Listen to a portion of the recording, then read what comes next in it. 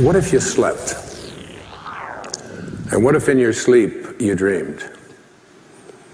And what if in your dream you went to heaven and there picked a strange and wonderful flower? And what if, when you awoke, you held that flower in your hand? Ah, what then? The poet asks. Do you believe that it's possible to bring something from the world of the formless, from the world of a dream, into the world of the physical? The poet was speaking metaphorically, but I am not. This is really a program about applying those words in your own reality. Most of us were raised to become ordinary. And I'm not putting down ordinary, but ordinary is just not good enough for me. Ordinary is you go through your life and you fill out the forms and you pay your taxes and you do what your parents tell you and you're honorable and you're honest and you're a good citizen and then you die. Extraordinary is something very, very different. This is about recognizing within yourself that there's something very, very extraordinary that you haven't been trained to believe in, to come to a place where you can apply it and put it into your life.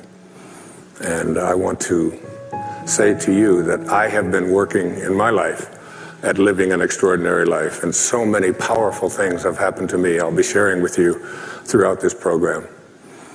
But more than that, you can go way beyond ordinary. You can go way beyond just being average. There's not an average person watching this show. There's not an average person in this room tonight. All of us are extraordinary. We just have to come to believe it. There was a friend of mine, her name was Portia Nelson.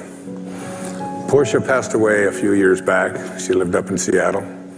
And she was at a seminar, and they asked her to, and they asked everyone, to write on a 5x7 sheet of paper or card the 5 chapters of their life. They only wanted to give them 5x7 cards because they didn't want them to get too wordy. And Portia Nelson sat down and wrote these words about the 5 chapters of her life. And I thought I would share them here with you. They're so beautiful. She said, chapter 1 of my life. I walk down the street. There's a deep hole in the sidewalk. I fall in. I'm lost. I'm helpless. It isn't my fault. And it takes forever to find a way out. Chapter 2 of my life. I walk down the same street. There's a deep hole in the sidewalk. I pretend I don't see it. I fall in again. I can't believe I'm in the same place. It isn't my fault. And it still takes a long time to get out. Chapter 3 of my life. I walk down the same street. There's a deep hole in the sidewalk. I see it there. I still fall in. It's a habit. My eyes are open. I know where I am. It's my own fault. And I get out immediately. Chapter 4 of my life. I walk down the same street. There's a deep hole in the sidewalk. I walk around it. Chapter 5 of my life. I walk down another street. Isn't that great? Portia Nelson. I walk down another street. And this is another street. Look, it's called New Street. Old Street. Walking down another street means leaving behind ordinary. And when I use the word ordinary, it has deep and profound meanings to me. Ordinary just simply isn't enough.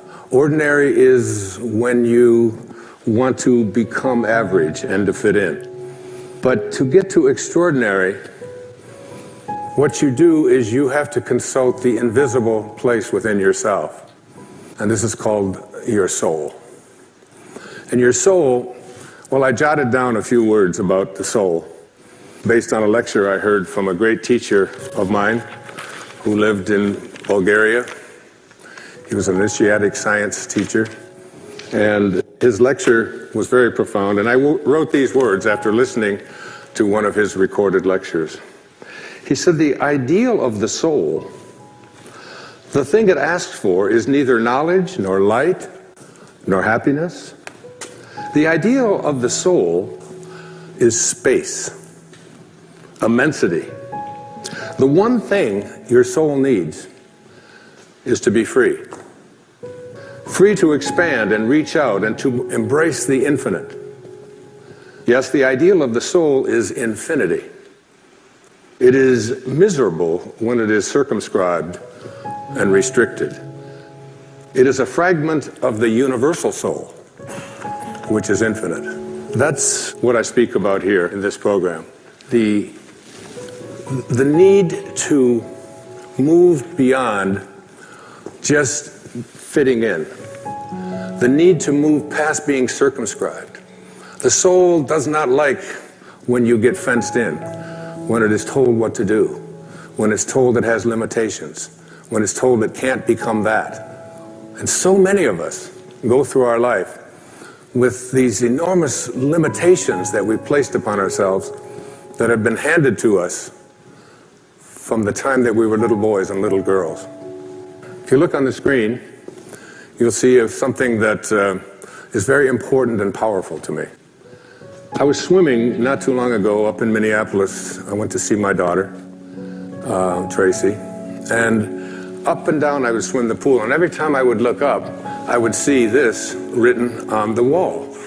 And I thought, as I was preparing to do this program, this is just so important and significant. If you would like to accomplish something, you must first expect it of yourself. And my question to you is, what do you expect of yourself? Do you expect to be able to perform miracles, to attract into your life the kind of prosperity that you are entitled to? Do you expect that you can manifest the kind of relationships that you would like? In order to be able to have these kinds of expectations for yourself, you have to make a dramatic change, a dramatic shift. You must change what's possible for you and what you believe is possible for you. But the question becomes, who am I?